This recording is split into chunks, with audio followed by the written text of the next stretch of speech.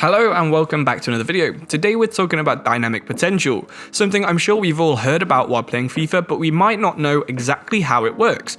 I'll confess that before I made this video, I also barely knew anything about dynamic potential too, but I've done some reading and I'm going to share what I found with you guys so that you can understand it a bit easier. So starting in FIFA 20, every month, potential was increased or reduced dynamically based on the performances of that month. Since FIFA 21 and including FIFA 22, the increases actually come at the end of the season based on the entire season's performance. There's no cap or scaling for potential, which means it takes the same amount of experience or growth to grow from a 50 to a 51 potential player as it does from a 97 to a 98 potential player. It's a little bit broken and definitely something I wish they would change, but that's just how it works on FIFA. This means almost any Youth Academy player can eventually become 99 overall, which does sound fun, but it can get a little bit boring if you do that with too many players. Nearly every real player can also get to 99 potential, depending on their age and their overall. If they're above sort of 65 overall when they're 25, then you can almost bet you can get them up to 99. So that's a basic overview of how it works. You're probably more interested in how to increase it. So let's go into some of the main factors that increase their dynamic potential. Match rating is the biggest one. So what you need to do is avoid bringing players on for the final few minutes of a match. This does make no sense because of course that is how it works in real life, but you should only start players because having a full start is much more valuable to dynamic potential than coming on as a sub. Even if they're coming on after 5 minutes, you won't get anywhere near as much potential as if they just played that 5 minutes longer and was starting the match. So basically, only start these players when you're playing against a really weak team, maybe a relegation candidate in your league, or playing a cup game against a lower league team. Just only start them in matches you know you can get a good match rating with them from. Of course, the best way to increase match rating is goals, clean sheets, and assists, but things like pass accuracy too do actually boost the match rating quite a lot. So just try and do an overall good performance, and hopefully your potential will go up. A player's potential can also dynamically change every single time that they change club. This can be whenever they're signed, they could go from a -4 to a +4 in their potential stat. It also increases at the end of every single loan, and I'm sure some of you will have seen YouTubers and people on Reddit doing loan glitches, where you loan a player out for 6 months, recall them after 1 day, and then their potential might have gone up by up to 4. You can spam this over the course of a transfer window, and you can get insane potential increases from this, sort of from 60s to the 90s in just a single transfer window. So it's definitely something to do if you've got a player you really want to keep around and do a road to glory with, then try and do this, but of course not very realistic and is absolutely an exploit of game features. Player happiness also does a massive impact into how dynamic potential works. You'd expect this too because one of the main things in here is form, which of course is linked back to match rating. If you can try and keep all 4 morales green with a little thumbs up, you've got the best chance of an increase at the end of the season. This is the best way to gauge if you are going to get a player increase, though it is a little bit random.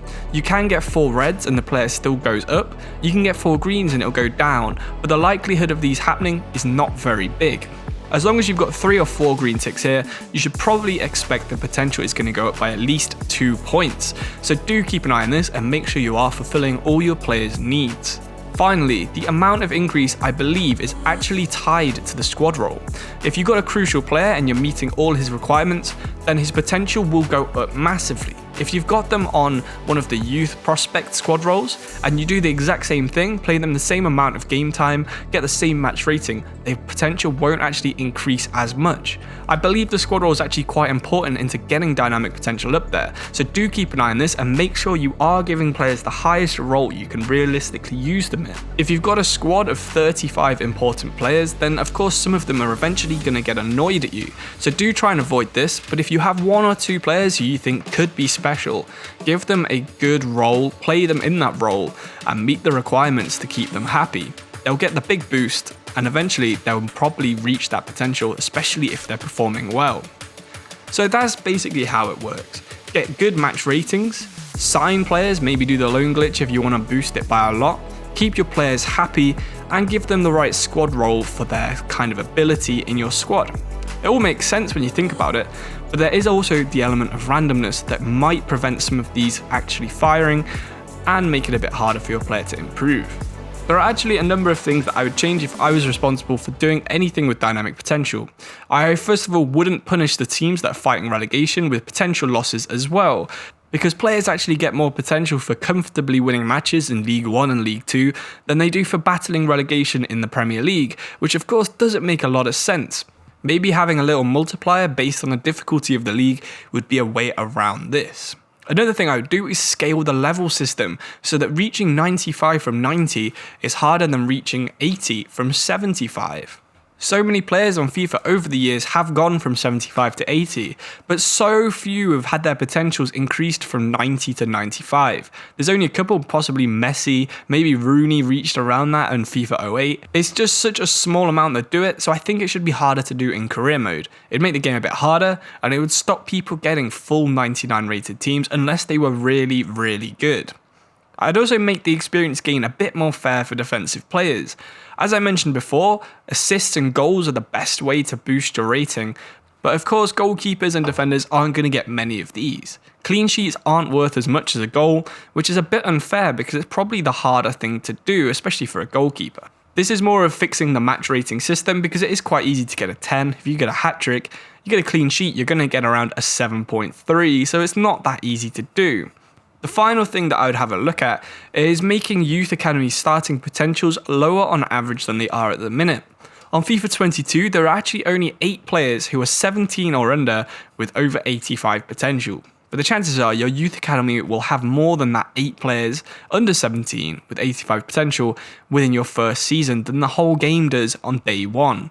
Combining this with the dynamic potentials really does make the game a bit too easy, so hopefully in the future there will be maybe a hard mode where players develop slower or start off with lower potential in the youth academy, some combination like that just to make the game last a bit longer before you get that super team.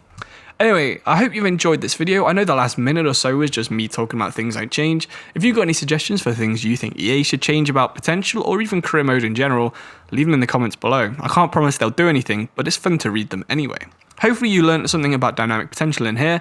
If you know anything about it that I've not covered in this video, please do comment it because I'm always trying to learn more. And this video is based on things that I'd learned and read over the course of about an hour while researching this.